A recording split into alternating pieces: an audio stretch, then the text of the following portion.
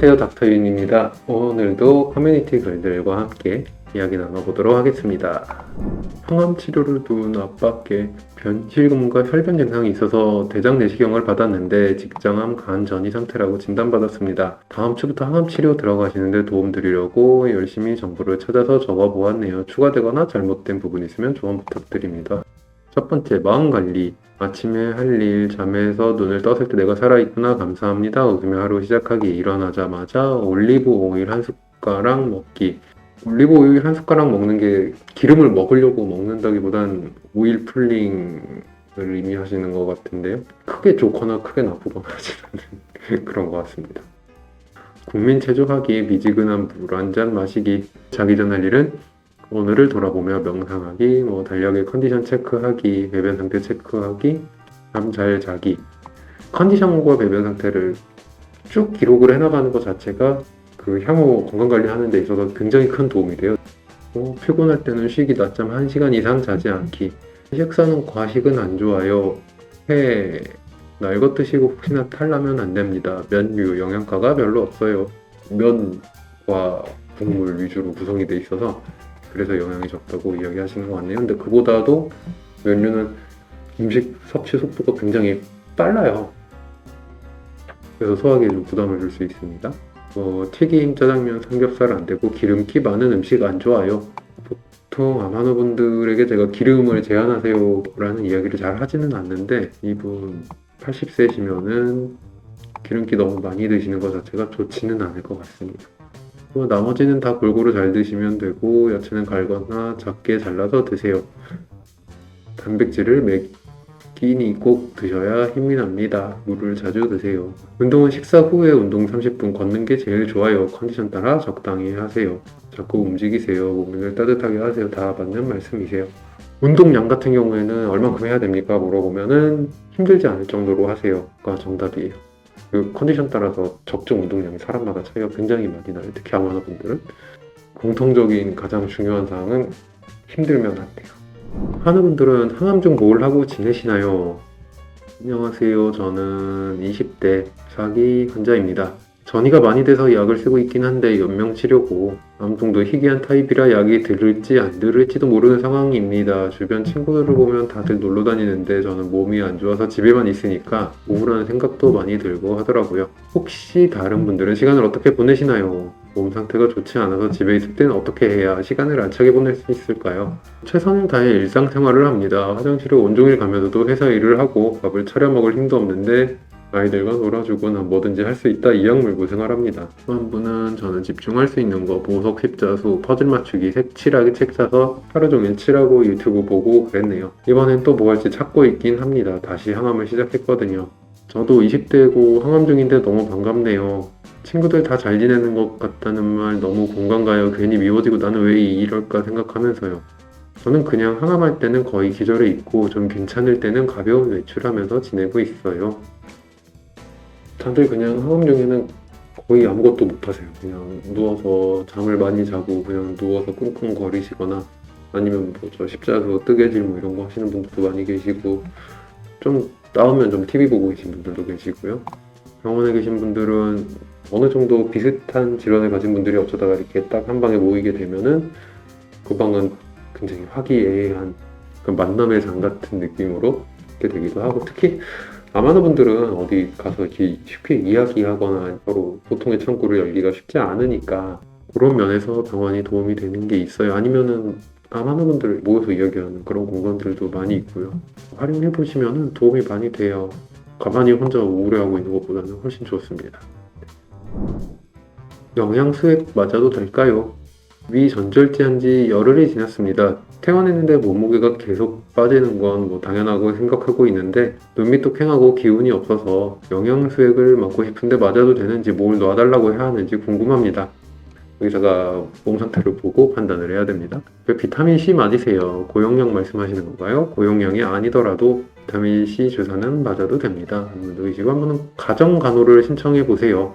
이런 경우에 맞으라고 영양수액이 있는 겁니다. 맞으세요. 가서 우리가 섭취해야 될 수많은 영양소 중에 칼로리 위주로 쓰이는 게 모자라서 살이 빠지는 거는 그럴 수 있어요. 그게 어쩔 수 없는 상황이기도 하고요. 지금은 근데 다른 영양소까지 다 부족하면은 회복이 더뎌져요. 물론 칼로리도 당연히 일정상 채워줘야 되고요. 그래서 못 먹어서 못 들어가면은 주사로라도 밀어 넣어주는 게 좋습니다. 그래야 회복이 빨라요.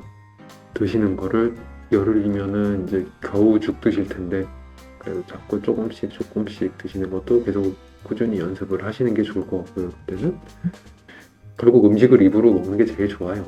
조금 식사량을 늘려가는데 초점을 한번 주셨으면 좋겠네요. 이런 경우에 환자와 반려견으로 인한 위생 항암 1년 지난 위험 환자인데 집에서 식사 봐주시는 분이 계신데 집에 있는 반려견을 안고 쓰다듬고 만지고는 손도 안 닦고 음식을 차리는데 넘기름직합니다. 환자에게 영향은 없을까요?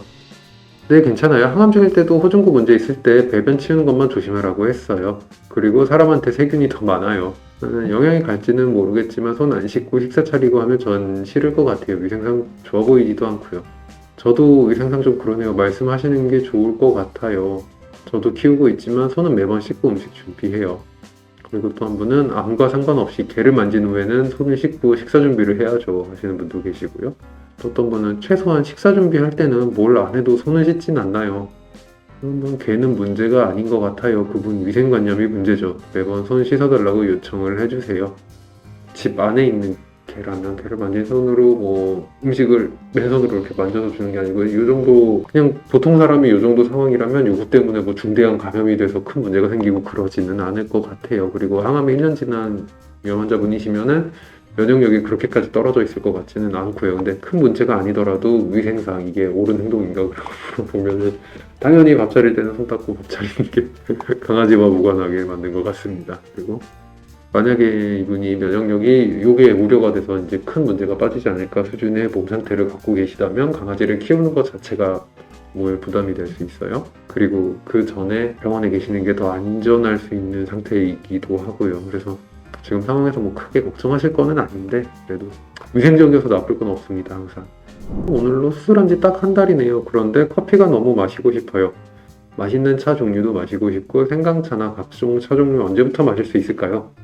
커피는 먹어도 되는데 저는 일반식 먹기 시작할 때부터 커피 먹었어요. 차 종류는 아직은 안 드시는 게 좋을 것 같고요.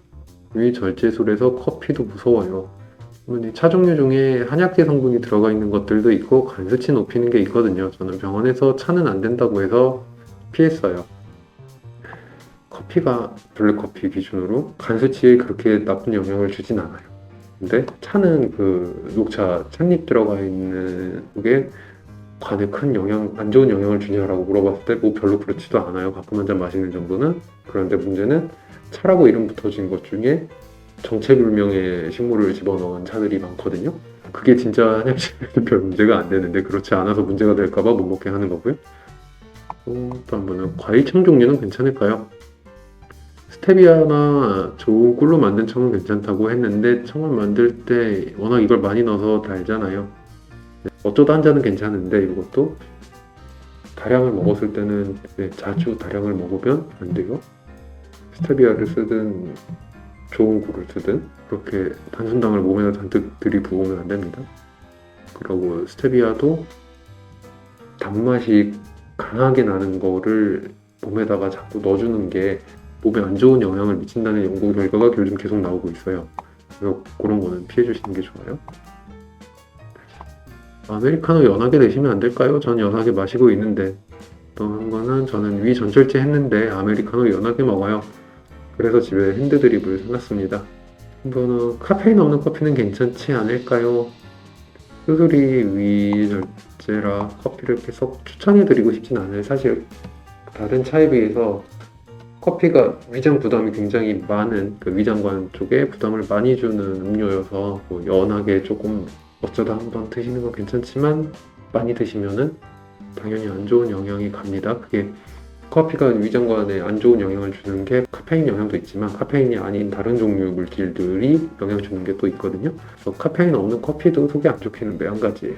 잠을 잘 못 자서 못 드신다는 분들한테는 카페인을 뺀 커피가 도움이 되겠지만 지금처럼 위장관에 문제가 있는 분들은 카페인이 있으나 없으나 안 좋긴 매한가지라고 생각을 하시면 됩니다. 네, 그럼에도 불구하고 어쩌다가 연하게 한 잔 정도 그냥 가끔 드시면 됩니다. 이 정도. 그러면은 오늘은 여기까지 하도록 하겠습니다.